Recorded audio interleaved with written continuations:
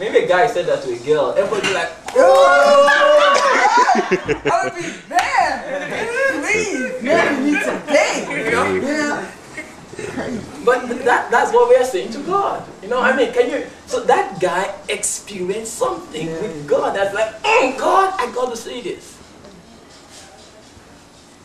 And so, when we are talking about first love, we are talking about that feeling, that commitment, that passion that took over us when we gave our life to Christ, when we encountered God and said, God, I want to win the entire world for you. God, I want to give my life to you. Some of us encountered, and I'm using the word encountered God to explain what I'm saying here, because some of us went to the altar, said the sinner's prayer, and later on, it was after that incident, maybe a year after, 6 months after, that we actually got an encounter with God. And that encounter with God is what is critical. Some of us got the encounter at the time we were saying the sinner's prayer. But that encounter with God is the place of your first love. It's the place you began to understand truly what it means for God to love you and what it means for you to love God. Okay? Our feelings of love are controlled by the 4 C's of love. If I'm committed to somebody, if I choose to love the person, if I choose to care for the person, and if I put the conditions in place where those conditions are met, I'm going to feel good, loving feelings towards that person. True or false? If these criteria are met, I will feel that way. The way we feel is conditioned by the things that are in our mind. If you change what is in your mind, you change the way you're going to feel.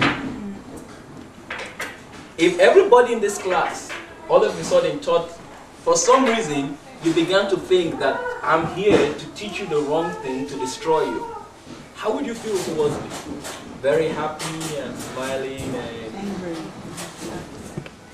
I'll do culture. okay. Because you're like, why should I listen to this guy? He wants to destroy me. Doesn't KTR know? What's wrong with KTR? You know, and all of a sudden, because you have a thought that I'm here to give a negative thing, not only are you mad at me, now you're mad at KTR, and you're mad at the other people in class who are listening and participating, just because the way you were thinking, what is going on in your mind has changed.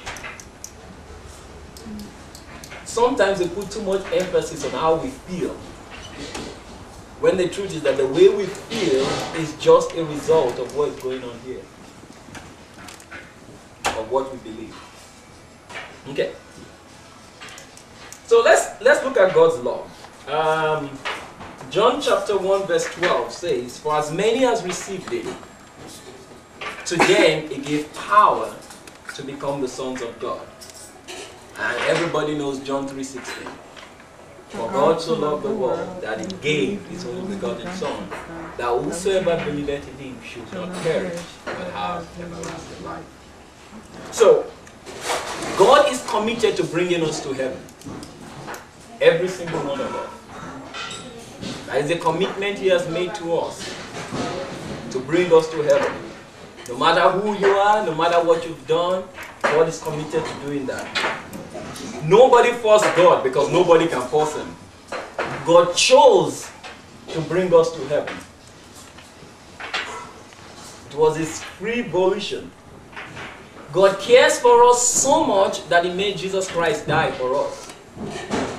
Now, God's love for us is unconditional, but for us to receive the commitment of God, there's only one condition.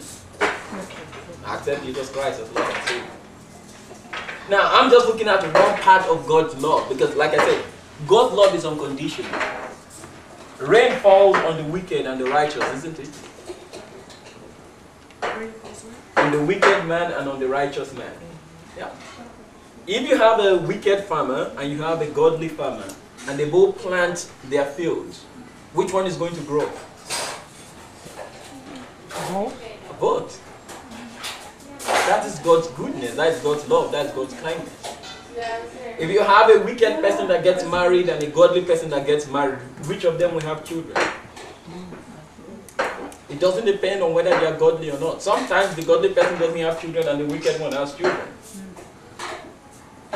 My point is that in some things God is just showering love on all of us. When it comes to going to heaven, God has put a condition. Love, and as we go through the rest of this week, I want us to think of love in this way. Those 4 C's of love.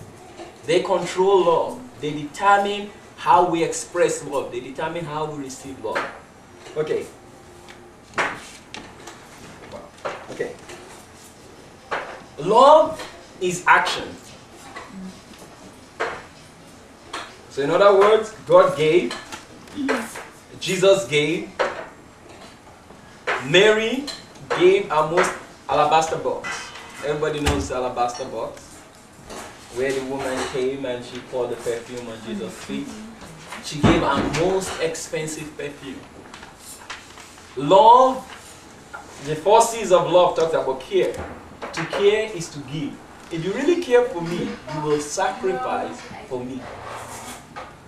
So now, going back to your first love means going or remembering your first love or going back to your first love means going back to the place where you fell in love with God, where you are giddy about God, where you believe that you and God can take over the entire universe, where you don't care about every other person as long as God is with you.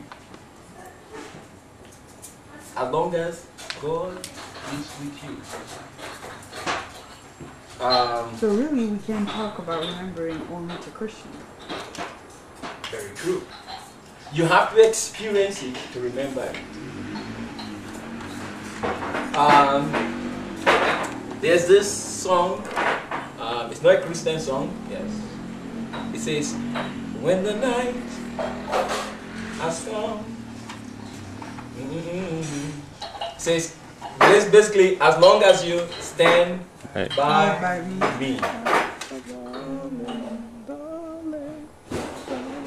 As long as what? You stand by me. Now, let's take that with God. It's the same thing. See, when you look at some of the love songs that are out there, or even some of the poems that people write, if you were to look at it, you will see exactly what God is trying to say to us about how we ought to love Him, how we ought to be committed to Him. I'll make a slight digression and then I'll come back. A lot of Christians destroy their marriages because they don't understand these 4 C's of love. I love him. I love her. I'm ready to cross the 7 seas and blah blah blah for her. Are you committed to her? Are you committed to him? Under what conditions are you committed to this person? Have you examined that? Do you feel, as a Christian, if you feel you don't have a choice, it's not time for you to move in that direction. If you feel you are compelled to do something, it's not time. Even with God, yes, even with God. God never forces you to do anything. If you feel that you don't have a choice, I'm assuring you that it's not God doing that to you. Because God always gives you a choice. If God was going to take our choice away, we would have taken it long time. We would have taken it away from Adam at the beginning, so that Adam would never have sinned.